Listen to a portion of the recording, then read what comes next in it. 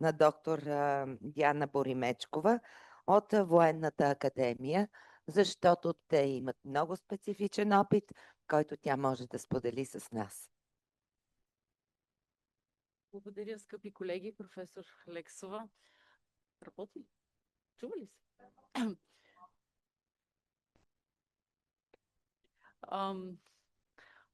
Благодаря за предоставената дума. Така, моята презентация ще бъде в руслото на тези проблеми, които вече бяха очертани. Даже малко се притеснявам, че в някой му... Но може би ще дам своите 5 стотинки, както казва колежката ми Росанка Ляпова, към тематиката за и контекста на български език като чужд, как се преподава в различни образователни контексти. До някъде има нещо общо с, всъщност, може би ще се повторя с колегата от Архитектурния университет, тъй като става дума за мобилност и очевидно за еразъм, но и още нещо в нашия контекст какво правим и въобще какво можем да направим, какъв български може да преподаваме, когато сме в условия на нисък хорариум, други образователни приоритети и така и липса на подкрепа от държавни институции или други институции. Какво правим и какво би могло да се прави, какви са добрите практики, така че да речем моя мъничък принос може да бъде в съм се постарала да направя някакво обобщение и също и да ви запозная, разбира се, и с нашите практики. Така. Програмите и проектите, свързани с мобилност, са част от политиката за многоезичие, разбира се, на Европейския съюз, която се реализира чрез различни правни, стратегически, рамкови документи. Ние всички ги знаем. Разбира се, започва се още с договора за създаване на Европейския съюз, Лисабонската стратегия, резолюции, стратегии, голям масив от документи и, разбира се, общата европейска езикова рамка. Програмите за мобилност са важен инструмент в реализирането на езиковата политика, насочена към развитие на многоезична компетентност и културна осведоменост на гражданите на Европейския съюз. Разбира се, става дума предимно за програмата Еразъм. Тук съм си позволила да напомня кратко развитието на тази програма. Актуалната програма на Европейския съюз за подкрепа на ученето през целия живот, образователното, професионалното и личностно развитие на хората в областта на образованието, обучението, младежта и спорта в Европа и извън нея. От създаването на първия Еразъм през 1987 до сега в мобилностите са участвали над 16 милиона души, включително по програмите предшественици на Еразъм, като програмите за училищни умения Коменски, Сократ, Леонардо да Винчи, Еразмус Мундус и така нататък. През 2014 е стартирана единната програма Еразъм Плюс, която обединява повечето инициативи в областта на образованието. И в момента тече втората фаза на тази програма до 2027 година. Към момента, освен Еразъм Плюс, действащи европейски програми, по които се осъществяват мобилности на студенти, преподаватели, не само студенти, преподаватели, изследователи, академичен персонал, са Европейски корпус за солидарност, програмата Мария Склодовска-Кюри за научно-изследователски дейности, дейностите Жан Моне. Еразмус е широко обхватна, финансирана от Европейския съюз програма, включва висши учебни институции, младежки организации и така нататък. Администрира се за България, знаете, от Центъра за развитие на човешките ресурси. Програмата Еразъм се развива в няколко основни направления, но тук фокус е основно върху ключовата дейност образователна мобилност на физически лица и по-конкретно студенти и докторанти. Мобилността на студентите и студентите включва различни периоди на обучение и стажове или стажове в партньорски университети и сроковете обикновено са от 2 или 3 до 12 месеца. Според официалната статистика за учебната 23-24 на входяща мобилност по Еразъм в България са били 8, цифрата е над 8000 студенти и стажанти, което е огромна маса за нашата малка страна. А ако към тях добавим и мобилността, осъществена от преподаватели служители, академичен персонал в България за 23-24 са били 13 500-600 участници, чужденци. И тук вече включвам към нас. Освен Еразъм, в военните университети в България, които са 5, развиват дейност, свързана с мобилност в още една секторна мрежа за обмен. Европейската инициатива за обмен на млади офицери, вдъхновено от Еразъм. Това е пълното име на програмата с абревиатура Емилио или, както я наричат в народа при нас, военния Еразъм.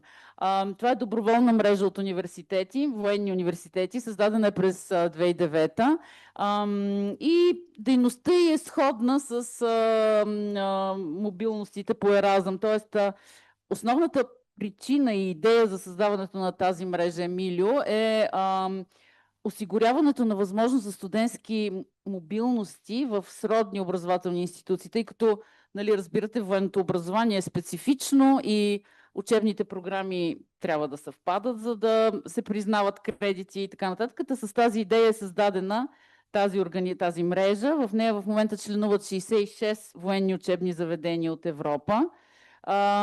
И включително тези 5 български военни учебни заведения, пък дейностите се администрират от приемащата страна. И сравнението, разбира се, в дейностите по Емилио участва много по-малък брой студенти. За 23-24 са регистрирани 187 входящи не студентски, а кадетски мобилности. Да, логото на Емилио. И в Военна академия, нашето учебно заведение, по двете военни програми. На този слайд всъщност няма информация, а така да видите спецификата на нашите студенти. Като тук ще отбележа, че освен по Еразъм има две ключови дейности, 130 програми, 131, 171, т.е. имаме и възможност за обмен, за финансиране и с страни извън Европейския съюз. Както по програма Еразъм, така и по нейната по-малка сестра Емилио, езикът на обучение по време на мобилностите, разбира се, английски. Но много от студентите чухме, много от университетите, чухме и конкретен пример, предлагат на входящите си студенти обучение по български като чужд. Не всички. Практиките са различни. Ние така проверихме кой какво прави.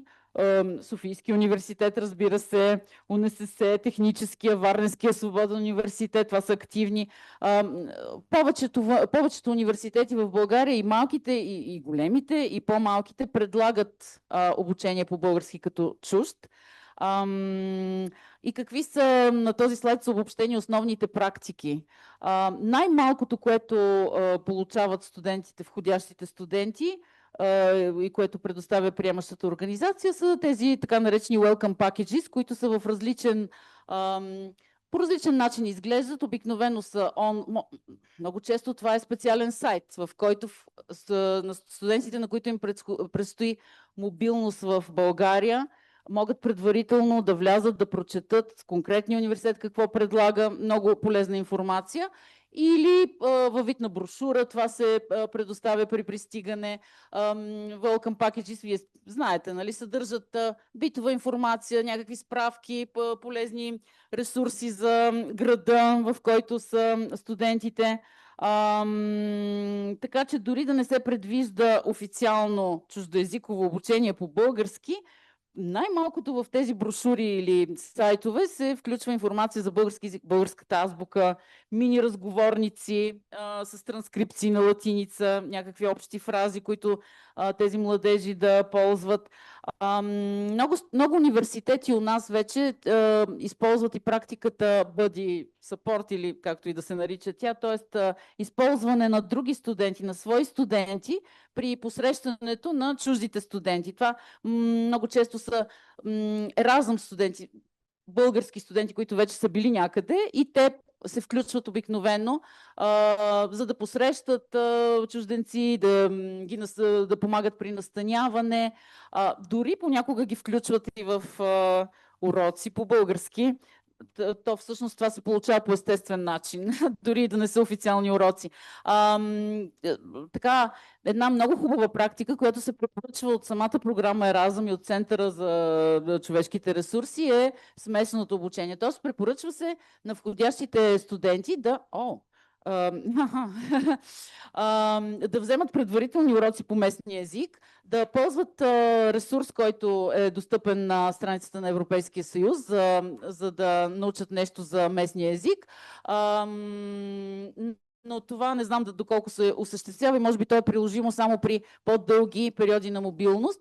Но това, което правим повечето, е присъствен курс. Т.е. когато пристигнат, им се организира курс по български, разбира се, винаги за начинаещи. Разбира се, той е с много малко часове, от 30 до 60 часа е максималното. И хубавото е, че винаги за тези обучения те получават кредити. И много често този курс по български е включен в техния Learning Agreement, тъй като това също е хубаво и важно и повишава мотивацията. И много важно в обучението по български като чужд е културната програма. Това е някакъв задължителен елемент и всъщност според мен може да се окаже и по-важния от езиковото обучение. Може и да не съм права. Но мисълта ми беше за този ресурс, който се препоръчва от Европейския съюз. Разбира се, не знам дали сте запознати. Аз като влязох да го видя, не разбрах точно как може някой да го използва, но може би някой има някакъв опит. Това са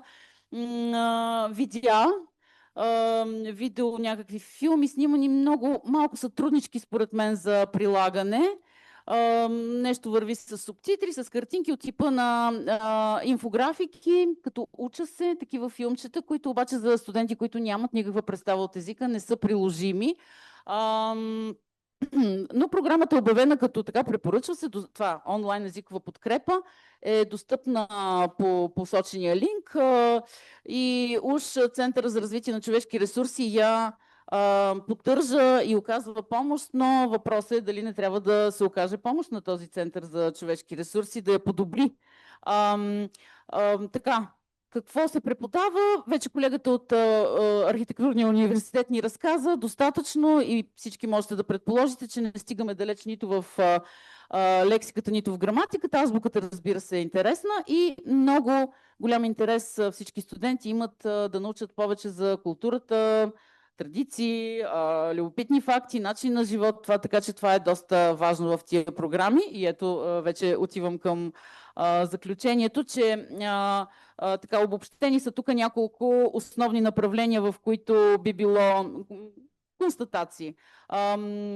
Организационните добри практики са да имат тези обучения, за тях да се дават. Обучението по български език като чужд винаги да бъде придружено с признаване на кредити, да се издава сертификат, също не и това се прави.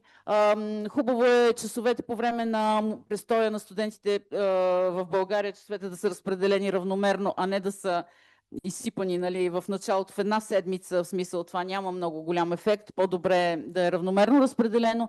И една хубава практика, която в Военна академия има и четох и на сайта на Аграрния университет в Пловдив, че прилага. Значи при нас какво се прави? Културната колегата Русан Каляпова основно води обучението по български език като чужд. Колегите от катедрата по военна история помагат, те също са си го оформили като един модул, 20 часа да речем, българска история, там има и специалисти по география, даже са поели културната програма да ги заведат на музей, да им покажат, това е много полезно. А в Аграрния университет пък имат катедра по туризъм, пък там изцяло са предоставили тази работа на... да, готова съм. И разбира се, използването на други студенти, привличането им към обучението по български е много полезно. Така, в областта на методиката, естествено, че трябва да сме реалисти, не можем да постигнем много за 30 часа или за 40. Трябват ни хубави ресурси. Добре, че скоро ще имаме възможност да използваме ресурсите, които подготвят нашите скъпи колеги-организатори, реченица.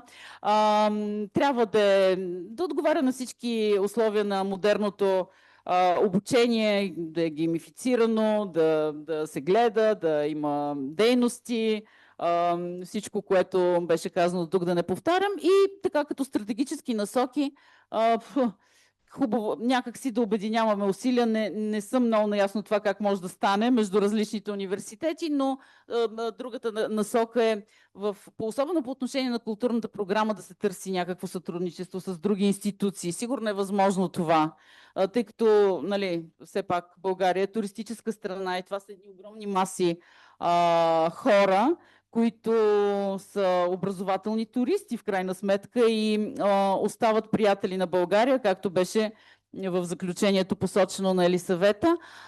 Тоест, и аз ще се присъединя към това.